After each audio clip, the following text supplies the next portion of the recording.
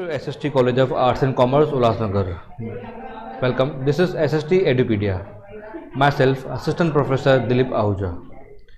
आज हम लोग एक मैथमेटिक्स इन स्टैटिक्स में एक इम्पॉर्टेंट चैप्टर करने वाले हैं जिसका नाम है मेजर्स ऑफ डिस्पर्शन.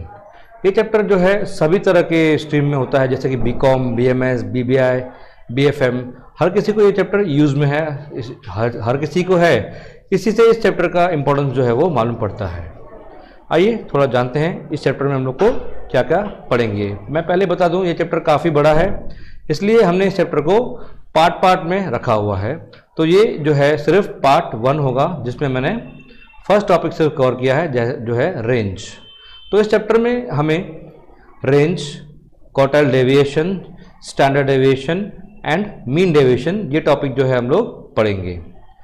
जैसे ही हमारा एवरेज चैप्टर फिनिश होता है, मीन, मीडियन, मोड, इसके बाद इस टॉपिक को हम लोग यहाँ से कंटिन्यू करते हैं. मतलब कि जहाँ पे एवरेज ख़त्म होता है वहीं से हमारा डिस्पर्शन जो है वो शुरू होता है. ओके, सो एवरेज में हम लोग जैसे मीन, मीडियन, मोड फाइंड करते हैं, उसी को हम लोग और ज़्यादा डीप में एनालाइज करते हैं. उसके लिए हमें ये चैप्टर जो है वो पढ़ना ज़रूरी है. तो सबसे पहले इस चैप्टर में हम लोग पढ़ेंगे रेंज. अब ये रेंज क्या होता है? सबसे पहले चीज़, आए दिन हम हमारी ज़िंदगी में कुछ वर्ड्स यूज़ करते हैं, जैसे कि रेंज भी एक वर्ड है. सपोज़ कोई सपोज़ जाता है शॉपिंग पे, तो दुकानदार के पास जाता है, जब तो दुकानदार पूछता है कि आपकी रेंज क्या है. मतलब कि पूछना चाहता है आपसे कि कम से कम और ज़्यादा से ज़्यादा आपका बजट जो है वो क्या है. तो अकॉर्डिंगली हम भी बता देते हैं. फॉर एग्जांपल किसी ने पूछा मुझसे, तो मैंने बोला मुझे जीन्स चाहिए, तो उसने पूछा बजट क्या है आपकी, मतलब रेंज क्या है आपकी. तो मैंने उसको बोला अगर सपोज 1000 से लेके 1500, तो वो जो मैंने बताया उसको, वो क्या बताया मैंने, एक minimum amount and maximum amount बताया. जो मैंने 1500 जो है मेरा लिमिट मैक्सिमम है, और 1000 जो बताया मैंने वो मिनिमम रेंज लिमिट है हमारी. जो दोनों के बीच में जो डिफरेंस है, मतलब कि लार्जेस्ट वैल्यू और स्मॉलेस्ट वैल्यू के बीच में जो डिफरेंस होता है उसको हम कहते हैं रेंज. जैसे कि यहाँ पे आपके सामने लिखा हुआ है range equals to L minus S, जहाँ पे L का मतलब क्या है, देखिए, लार्जेस्ट ऑब्जर्वेशन, और S का मतलब है स्मॉलेस्ट ऑब्जर्वेशन. जो मैंने एग्जांपल लिया वो तो एग्जांपल था सिर्फ, लेकिन जब हमें क्वेश्चन मिलता है, क्वेश्चन जो हमें मिलता है, तो हमें अलग अलग तरह के फिगर्स मिलते हैं, डेटा मिलती है. ओके, उसको हम लोग यहाँ पे ऑब्जर्वेशन कहते हैं. तो largest observation minus smallest observation, इसकी सिंपल से सिंपल फॉर्मूला है. सबसे ईजीएस्ट, सबसे शॉर्ट फॉर्मूला जो है स्टैटिस्टिक्स की यही है. इसके तुरंत बाद हम लोग कोएफिशिएंट ऑफ रेंज फाइंड करते हैं. कोएफिशिएंट ऑफ रेंज जो है ये भी एक इजी फॉर्मूला है, छोटी सी, L minus S upon L plus S. जब हम लोग largest minus smallest upon largest plus smallest observation करते हैं, तो हमें मिलता है कोएफिशिएंट ऑफ रेंज. अब यहाँ पे एक बात नोट करने लायक है, lower the COR is consider consistent. मतलब कि जितना COR कम होगा उतना अच्छा है. जैसे कि अगर हमें क्वेश्चन में कंपैरिजन करवाई गई, अगर एक की वैल्यू बड़ी है, एक की वैल्यू छोटी है, तो जो छोटी वैल्यू है उसको हम लोग प्रेफर करेंगे. वो हम आइए एग्जाम्पल में हम लोग देखते हैं. हमारा एग्जाम्पल्स हमें नेक्स्ट क्वेश्चन में दिखेंगे. देखिए फर्स्ट एग्जाम्पल जो हमारा है, if the data is given 5, 7, 12, 17 and 20. बेटा ये आपको कुछ नंबर्स मिले हुए हैं. कितने नंबर्स हैं? देखिए 1, 2, 3, 4, 5, या 5 नंबर हमें दिए हुए हैं. हमें इन नंबर से कुछ नहीं करना है. नंबर्स में आपको क्या देखना है कि सबसे छोटी वैल्यू कौन सी है और सबसे बड़ी वैल्यू कौन सी है. जैसे कि यहाँ पे लिखा हुआ है find the range and coefficient of range. So आइए सबसे पहले हमें इसको अरेंज करने की ज़रूरत नहीं है, हमें कुछ करने की ज़रूरत नहीं है. बाय चांस ये अरेंज है, लेकिन अगर डेटा ऊपर नीचे है तो हम लोग इसको अरेंज नहीं करते. नॉर्मली हम लोग सिर्फ देखेंगे कि छोटी वैल्यू कौन सी है. जैसे यहाँ पे है आपकी L जो है वो लार्जेस्ट वैल्यू जो है 20 है, और जो S है वो हमारे यहाँ पे 5 है. तो अकॉर्डिंग टू दिस L हमारा 20 है और S हमारा 5 है. So according to this formula range equals to L minus S, मतलब के 20 माइनस 5 दैट इज 15. ये हमारा रेंज हो गया है.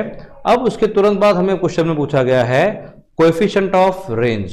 ओके, सो यहाँ के फॉर्मूला हमारे ऑलरेडी पता है, L minus S upon L plus S.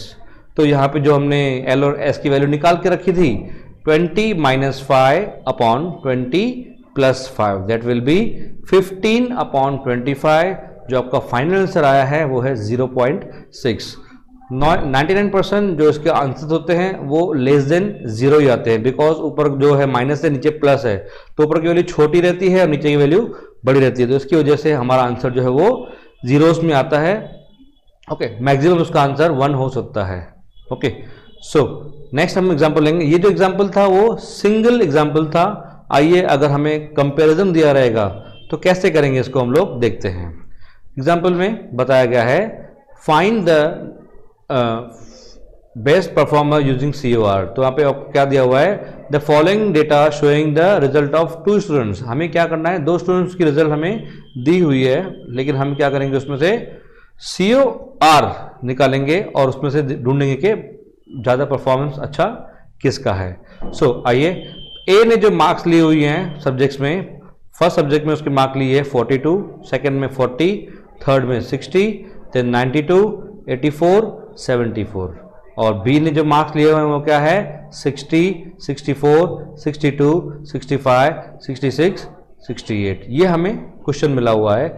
इसी क्वेश्चन को देखते हुए हमें क्वेश्चन में रेंज नहीं बोला है निकालने के लिए, कोएफिशिएंट ऑफ रेंज हमें निकालना है। तो कैसे दिया है देखिए, COR ऑफ A, मतलब कि कोएफिशिएंट ऑफ रेंज हम निकाल रहे हैं फर्स्ट पर्सन की। तो यहाँ पे दिया हुआ है L-S/L+S। जो लार्जेस्ट वैल्यू है हमारी A की वो है 92 और जो स्मॉलेस्ट वैल्यू है वो है 40।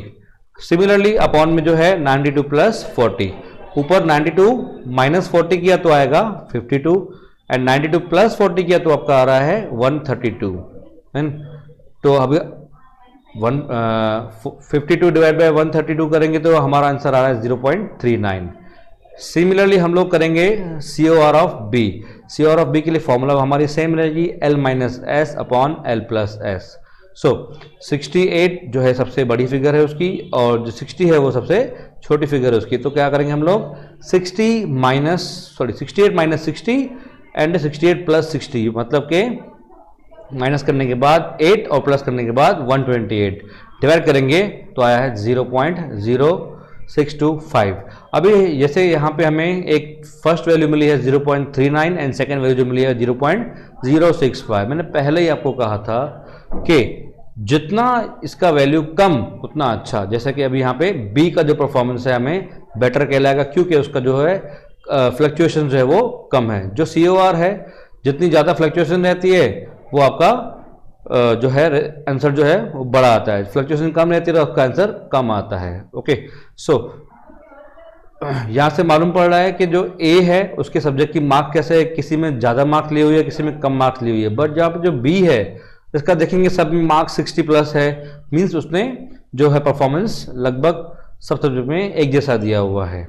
Okay, so B's performance is better, ये हमारा कंक्लूजन है। अब हम बात करेंगे मेरिट्स